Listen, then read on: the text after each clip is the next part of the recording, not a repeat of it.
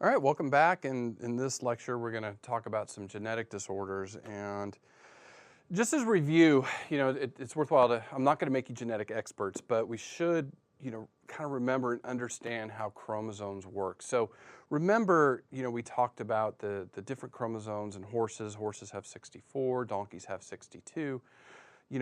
Each set of chromosomes, so let's say in the horse, 32 came from mom, 32 came from dad. They came together and they formed the embryo that becomes the foal. So each chromosome is paired, and one comes from mom and one comes from dad. Okay, so that'd be kind of important in understanding, especially when we talk about these genetic disorders and how we get them and how we see them in our animals. So here's the list of genetic disorders that we're going to kind of cover in this lecture, and you can see they affect particular breeds or types of horses. So, it behooves you to pay particular attention to any type of breed you have and look up that breed to see if there's any particular genetic disorders associated with that breed. And a lot of these came about because, we were doing specific breeding, and, we tend to introduce kind of some, we call it homozygosity or inbreeding, where you start to see these genetic diseases rear their ugly heads. So the first one we're gonna cover is ovarolethal white syndrome, or you'll see me in some of my notes do OLWS, and this is what I'm referring to. Now, as a reminder, there are no albino horses.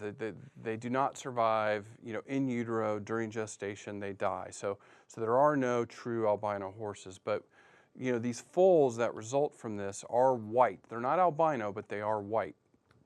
And we typically see this in, obviously, paint horses or stock type horses, but you can see this in white coat color patterns of miniature horses, Arabians, thoroughbreds, and then obviously quarter horses. So be aware of that this disease can show up. Now, what is this? What happens is this causes a disease or called a condition called ganglionosis. And the digestive system cannot function properly. It just can't, they cannot digest food at all. So there's no way they can survive from this disease, and they usually pass, or are euthanized or die within 48 to 72 hours. And, all the repro that we're going to get into next week that I've been involved with, nothing is worse than having a foal die on you. It's awful. So I hope none of you have to see that. So that's kind of the purpose of this lecture, is to make you aware of what's out there so you make more informed decisions, especially if you're breeding.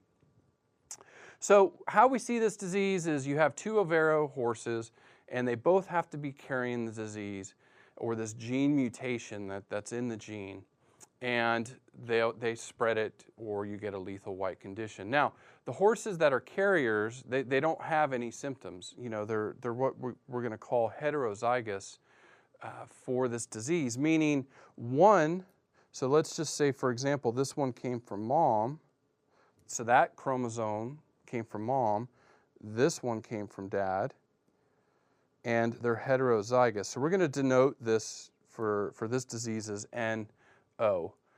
And so, they're carriers of this disease, but they don't have it, obviously, because if they do, the 00, that's the lethal white condition.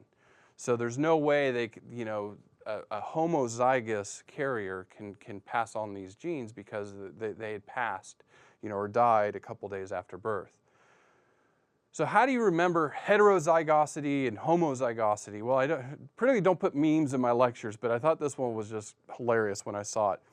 To kind of in your mind, kind of understand the difference between hetero and homo, especially zygotes when it comes to that. So heterozygotes in this funny thing was these Oreo-colored animals, and you can see where half of those genes came from its mom, half those genes came from its dad, and so its coat color was split in the middle. So heterozygotes, you can kind of think of mixing, where a homozygote is, this white one where, both parents had a white coat color, so that's what this one had. So that's one easy way to kind of remember this, heterozygosity and homozygosity. Now, just going to show you an example so we can kind of understand the genetics of this and how this Mendelian inheritance comes about. So going back, to anybody that's had basic genetics, you always go to this thing called a Punnett square, and that's what this is. So we're breeding one heterozygous carrier. So that's this one right here. So they are a carrier of this disorder. So remember, one of these came from its mom, one of these came from its dad, or vice versa. And then this one is homozygous negative. So that arrow is pretty terrible. But homozygous negative, if you see that chicken scratch there. So homozygous negative, and so it's not a carrier of this disease. And so if we do this Punnett square, you can see, what your chances are of producing a lethal white foal. Now, in this example, 50% of the offspring will be homozygous negative, so they're not a carrier of this gene, but 50% of the offspring have a chance of being heterozygous. So they can actually spread the disease. But you have no lethal white foals. So even though you're perpetuating this disease, you're not actually, or this condition, you're not actually producing any lethal whites. But when we turn around and breed two heterozygous carriers, okay, what your chances are, 25% will produce a lethal foal. So 1 out of 4 chance that that foal will have this lethal white condition. Now, 50% will be heterozygous, and then 25% will be homozygous negative, not carriers of this gene. But again, this is why we see this.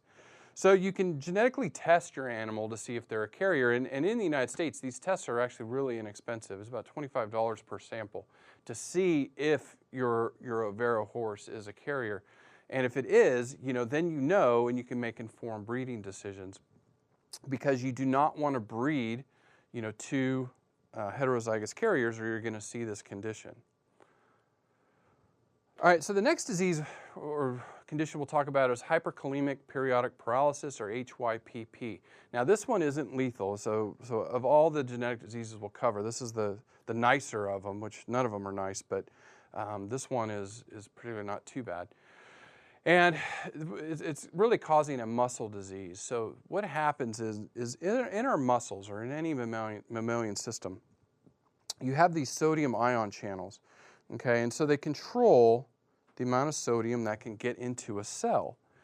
And when we get sodium in a muscle cell, it actually fires or contracts. Well, in this disease, those ion channels are disrupted. They don't function properly. So you actually get leakage of sodium into the muscles. And then this is where those muscles involuntarily contract, or they twitch. So that's how we see this. And in these animals that have it, they twitch quite a lot, or really have a lot of muscle weakness. So this was, again, an inbreeding situation where we were trying, earlier in the quarter horse industry, they were really trying to develop these really muscular, strong-looking animals, and it unfortunately developed this disease. So they actually traced this disease back to a sire called Impressive, and he was known as an appendix quarter horse, or a quarter horse with quite a bit of thoroughbred bloodlines in them, or thoroughbred breeding. So those are known as appendix quarter horses. And we obviously can see this in paints and some Appaloosa horses that, we get some of that quarter horse influence in there. So that's where it originated. And like I mentioned, this isn't a lethal disease, per se. They don't die like when they're foals. But the homozygous carriers, these ones that have 2 copies of that gene, both mom and dad had it, and they spread it to their offspring. They're definitely more affected than their heterozygous offspring, where the heterozygotes, they show some signs and symptoms of this disease, but the homozygous are really, really affected. So again, paralysis, they can die from it, but these horses, can lead productive lives. You just have to manage them carefully. So it's always worthwhile to talk to a veterinarian. You can see some of the other symptoms, and stress obviously is one of those things that you want to manage, because that can induce an attack of this. So genetic testing, again, is something you would want to do to see if your animal's affected. Again, but the American Quarter Horse Association, or AQHA, Any descendant of the impressive line has to be tested for this, and any foal that actually is homozygous positive, meaning they have 2 copies of that gene, they cannot be registered with the AQHA. So again, consult with your veterinarian because these animals can live productive lives. You just have to manage them properly. All right, so the next terrible disorder or disease is glycogen branching enzyme deficiency, or GBED. And again, we see this in quarter horses or other stock type horses. And what happens in this disease is foals lack the ability to store glycogen. So their muscles and their brain cannot function properly. So this is an always fatal disease, and the foals are either aborted late or they're born stillborn. So they actually do not make it through pregnancy. So it's estimated that about 10% of all quarter horses are affected by this disease, and other bloodlines that have some quarter horse in them. And they trace this back to descendants of King, who is a sire, so his offspring. That's how we pass this one on. And it's a recessive mutation, so you have to breed 2 heterozygote carriers to see this disease manifest itself. So there's a 25% chance that the pregnancy will result in this disease. Okay, now let's switch gears and switch breeds, and we'll talk about Arabians. And this one's severe combined immunodeficiency, or SCID, or SCID, is probably one I'm glad I haven't dealt with yet, but it would be pretty terrible to have to deal with this, because what happens in this disease is foals can never develop an immune system, and they die within a few months after birth. Now, we'll cover this a little bit more next week, and we call it passive immune transfer, but all horses all equids after they're born, they actually get immunity from mom's colostrum, or first milk. And so by nursing, they actually will receive a few months worth of immunity until their own immune systems kick in and take over. Well, in this disease, that never happens. So these foals will survive first couple of months after birth, and you get to know them, you name them, and all this stuff, and then all of a sudden they get really sick and die. So it would be really tragic have to deal with this one. Now, it's estimated up to 25% of U.S. Arabians in the United States, may be carriers. In the articles I was reading, they think that might be a little high, but that's still a pretty big number of horses that might be having this. So, there are Arabian studs that are advertised as skid-free. So if you're going to breed your animal, you want to make sure you're breeding it to a skid-free stud, Arabian horse. Very similar to our other diseases, it's a recessive trait. Obviously, the homozygous positives, those ones that they never make it to breeding. So we see it with the 2 heterozygotes, and then you have a 25% chance of your offspring carrying this disease. All right, and this is the one I detest. I really do not like talking about this one, but it's really, if you own a Belgian horse, you really need to be made aware of this, or if you ever do. And that is JEB, or junctional epidermolysis bullosa, and it's also known as red foot disease. And it's just not one I would ever want to have to deal with. And it causes a severe blistering around the mouth and the hooves, and their hooves can slough off, and it's just horrific, and foals are usually euthanized. This can actually infect humans, or affect humans too. So it is one out there, and this is a picture. I try to keep it as small as I could, with trying just to show you that my heart goes out to that animal, of what it would look like. And again, a recessive trait. So you want to genetically test any Belgian horse that you're going to breed to see if they're a carrier of this, and if they are, you want to make sure you definitely do not breed to another recessive carrier, or you're going to see you have a 25% chance of seeing this, which I hope you never do. I really do.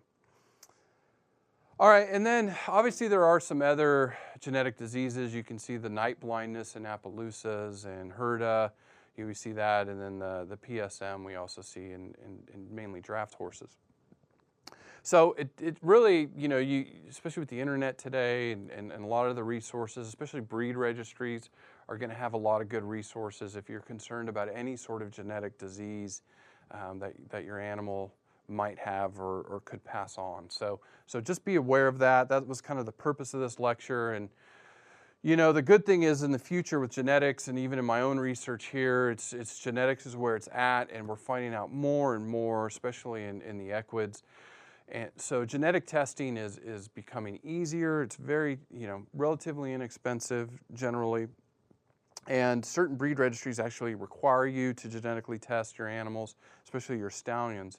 So, you know, it's the future's here, and you know, use it to your advantage. You know, become aware of what's out there, and you know, have these animals, you know, lead healthy and productive lives. So that's it for week 5. And I know this isn't the most fun topic, you know, things we've talked about, diseases and the bugs and first aid, but I really felt like this was one of the most important weeks of this course. So, you know, go back, review everything, attempt quiz 5, you know, go ahead and take quiz 5. This is the final week of assignments, so you can review the health plan video, kind of see putting together a deworming plan for your animal and a vaccination plan. And we'll ask you to complete 3 peer reviews by the end of next week, and then that would be it for the assignments for the course. So next week we start reproduction, my favorite topic, my area of research. So we'll have fun talking about that, and you know, breeding these animals and foaling, my favorite time of year. And we'll get to something, and we'll end the course on a bright note with the future of all of our equids. So I will definitely see you then.